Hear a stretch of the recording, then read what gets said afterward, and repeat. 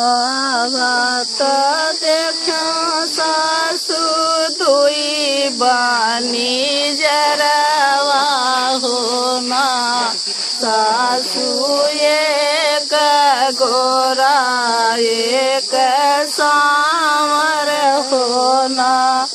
गोरा तोहर सासू ननदी के भैया हो ना सासू समारा हमारा बीरन भैया हो ना बरहे बरिसवा पे लौटे बीरन भैया हो ना सासू आजू काऊ सिझाई रसोईया हो ना बन डारा मोरी बहुहारी बन डारा मोरी बहुहार की नकी के बतावा हो ना सब हरी बन डारा ताले के सगावा हो ना अगिया लगाऊं सासू जिंगावा के भतावा हो ना सासू बजारा परई ताले सगावा हो ना बन डर मोरी सासू सहुआ के भतावा हो ना सासू पुनरु करैला के भजिया हो ना जीवन बैठे है सारा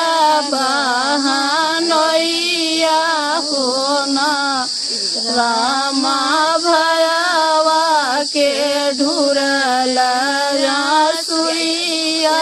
हो ना किया तू मोहना भैया माई के काले हुआ हो ना भैया किया तू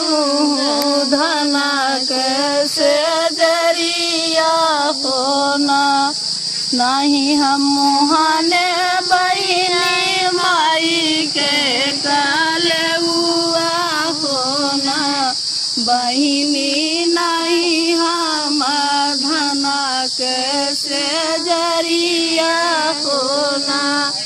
बहिनी हमारो ये तोहरी विपतिया हो ना हमारी विपति भैया बना तू गठरिया हो ना भैया जिनी कहा बाबा के जगवा हो ना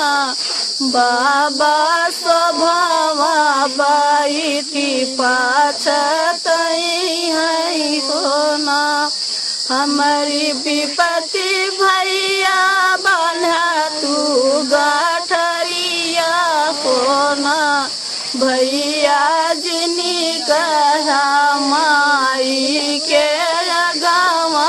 हो ना माई छतिया बिहड़ी मारी जाई है हो ना हमारी विपति भैया बना तू गठरिया हो ना भैया जिनी कहा चाची के गावा हो ना चाची झगड़ा लगाई तनवा मरी है हो ना हमारी विपति भैया बना तू गठरिया हो ना भैया जिनी कहा भौजी के गावा हो ना भौजी राम रसोईया ताना मरी है हो ना हमारी विपति भैया बना तू गठरिया हो ना भैया जिनी कहा बहिनी के जगवा हो ना बहिनी मोरा सुनी ससुरे ना जाई है हो ना।